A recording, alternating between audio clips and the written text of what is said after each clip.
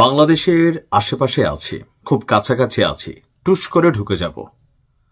৫ই আগস্টের পরবর্তী সময়ে শেখ হাসিনার এই বক্তব্যকে কেন্দ্র করে আওয়ামী লীগের নেতাকর্মীদের মধ্যে যথেষ্ট প্রাণচঞ্চলতা ফিরে আসছিল, কিন্তু প্রায় ১৪ মাস হয়ে গেছে তিনি কিন্তু টুস করে ঢুকতে পারেন নাই।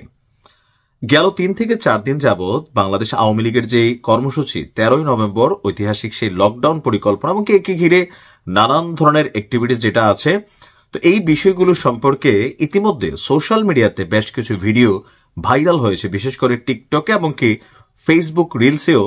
এমনকি শেখ হাসিনার পুরনো কিছু ভিডিও, যেমন আমেরিকাতে তিনি একটা প্রোগ্রামে গিয়েছিলেন জাতিসংঘের, সেখানে তিনি বলছিলেন যে তাড়াতাড়ি দেশে ফিরতেছি, এই ভিডিওটাকেও কিন্তু কয়েক মাস আগে একবার ভাইরাল করা হয়েছিল, যে দিল্লি থেকে তিনি বার্তা দিয়েছেন প্রকাশ্যে এসে দেশে আসবেন।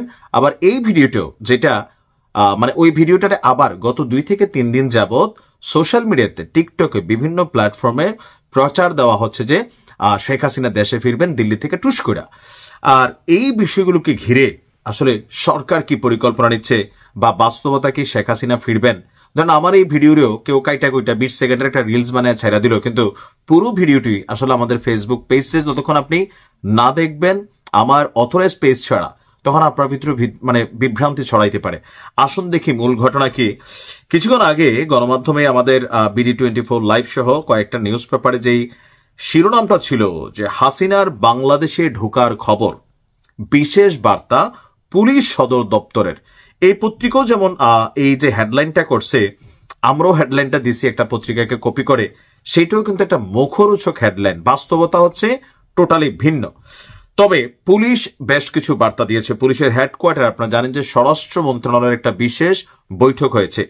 সেই বৈঠকে বলা হয়েছে যে আগামী ১৩ই নভেম্বর শেখ হাসিনার মামলার রায় প্রকাশ হবে। সেই রায়কে কেন্দ্র করে আওয়ামী লীগ ঢাকা সহ দেশে যাতে কোনো নৈরাজ্য সৃষ্টি করতে না পারে সেদিকে সতর্ক রয়েছে আইন শৃঙ্খলা বাহিনী। পুলিশের টহল পার্টি, মোবাইল পার্টি, পিকেট পার্টিকে সক্রিয় করা হয়েছে। ঝটিকা মিছিল ঠেকাতেও সতর্ক থাকতে বলা হয়েছে। দলটির নেতাকর্মীরা অনলাইন এবং অফলাইনে সংঘবদ্ধ প্রচারণার মাধ্যমে নৈরাজ্য সৃষ্টির চেষ্টা করতে পারে এমন আশঙ্কা আছে পুলিশের। তো সেই জন্য পুলিশ কিছু স্পষ্ট বার্তা দিয়েছে যে সরকারি বেসরকারি স্থাপনায় হামলা, গাড়ি ভাঙচুর করতে পারে, সেজন্য আপনার মাঠ পর্যায়ে পুলিশের কাছে এমন তথ্য আছে, তারা সচেতনও আছে। এছাড়া গত ১ সপ্তাহ ধরে টিকটকে আওয়ামী লীগের নেতাকর্মীরা দেশ বিদেশ থেকে ছোট ছোট ভিডিও তৈরি করে উস্কানিমূলক বক্তব্য দিচ্ছে এবং বিভিন্ন স্থানে হামলার নির্দেশ দিচ্ছে। পাশাপাশি ১৩ই নভেম্বর হাসিনা দিল্লি থেকে বাংলাদেশে ঢুকবে এমন তথ্য দেওয়া হয়েছে। গণমাধ্যমে কিন্তু এইভাবে আসছে, এটা আমার দেশ পত্রিকার রেফারেন্সে। তো এই যে কথাটা আসলে কি সত্য? জীবনেও না।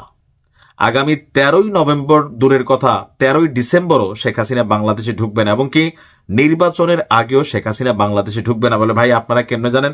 আপনার পরিস্থিতিটা বুঝতে হবে। এই ধরনের ভিডিও যারা বানায় এগুলোতে ভিউ আসবে ভালো, কিন্তু মানুষকে গুমরাহ করা, বিভ্রান্ত করা ছাড়া কিছুই না। একটা উদাহরণ দিই, এটাতে কি ঝামেলা হয়। গেল কয়েক মাস আগে যে শেখ হাসিনা তিনি দেশে ফিরবেন একটা ভিডিও বার্তা যখন তৈরি হইল, তখন সম্ভবত কুমিল্লার ১৪ গ্রামে বা নাঙ্গলকোট এরিয়াতে এরকম একটা খবর হইল।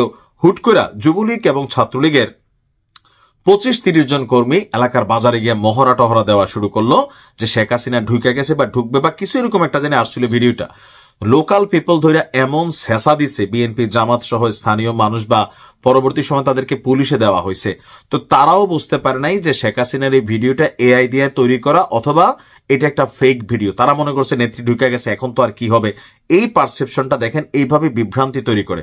এখন যে ১৩ই নভেম্বর বাংলাদেশে শেখ হাসিনা ঢুকবে, এটা একটা অতি আশ্চর্যজনক ঘটনা হবে। কোনোভাবেই কোনো পারসেপশন থেকে আমার যতটুকু বিবেক বিবেচনা, মস্তিষ্ক বা পারসেপশন যতটুকু আইডিয়া করতে পারি, কোনোভাবেই ভাই এত তাড়াতাড়ি না।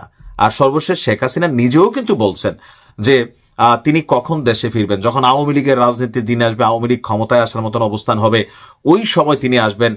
কোনো অবৈধ সরকারের আমলে তিনি বাংলাদেশে আসবেন না। এই যে গত কয়েকদিন আগে আন্তর্জাতিক গণমাধ্যমকে দেওয়া রয়টার্সকে সাক্ষাৎকারে কিন্তু এমনটাই বলছেন। তার মানে পুলিশ যে বার্তাটা দিচ্ছে, আমরা যে বার্তাটা দিচ্ছি, শেখ হাসিনা বাংলাদেশে আসবে ভাইবা যারা কোনো ধরনের বিশৃঙ্খলা করার পরিকল্পনা করতেছেন, আপনি কিন্তু ভাই বিপদে পড়বেন। গেল কয়েকদিন আপনি আপনার এলাকায় খোঁজ নেন যে কতগুলো মানুষ গ্রেপ্তার হয়েছে এই ১৩ নভেম্বরকে কেন্দ্র করে।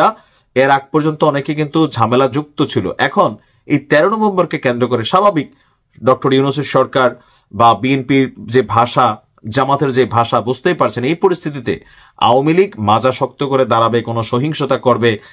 বিদেশ থেকে নেতা বলতেছে রাজপথে নাইমা যান, আপনি সেই কথা শুনে রাজপথে নাইমা নিজে বিপদে পড়া ছাড়া আপাতত আর কোনো আপনার কাছে বিকল্প অপশন নাই। এমন কোনো কর্মকাণ্ড করবেন না যেটাতে রাষ্ট্রের ক্ষতি হয়, দেশের ক্ষতি হয়, আপনার ক্ষতি হয়, আপনার পরিবারের ক্ষতি হয়। রাজনীতি রাজনীতির মতো চলবে, কিন্তু অস্থিতিশীল কোনো পরিবেশ তৈরি করার চেষ্টা করলে আপনি ফেসবুকে কোনো post, comment, any kind of activities আপনি নজরদারিতে আছেন, আপনি বিপদে পড়বেন। আর আওয়ামী লীগের জন্য আমি আবারও বলি, আমরা গেল অনেক বছর ধরে কথা বলছি, যার কারণে একটা সময় দেশেও ঢুকতে পারি না, কিন্তু বাস্তবতা এটা ছিল। তো কেন আমরা যখন যে ক্ষমতায় থাকে তারে নিয়ে বলি, অথবা যার পছন্দের নেতা নেত্রীকে নিয়ে বলি, তারা মনে করে আরে বেটা তোর আর কি এনা সেনা, কিন্তু ভালোর জন্য বলি। রাজনীতিতে সহিংসতার দিনটা শেষ হয়ে আসতেছে। যারাই এখন করতেছেন ক্ষমতার জোট্টোর, আগামী দিনে আপনি দেখবেন ভোটের মাঠে একটা নীরব বিপ্লব ঘটে যাবে। কারণ পেশি শক্তির দিন শেষ। মানুষের অন্তর জয় করতে হবে, মানুষকে ভালোবাসতে হবে, মানুষ আপনার প্রতি আস্থা হইতে হবে। ভালো থাকুন।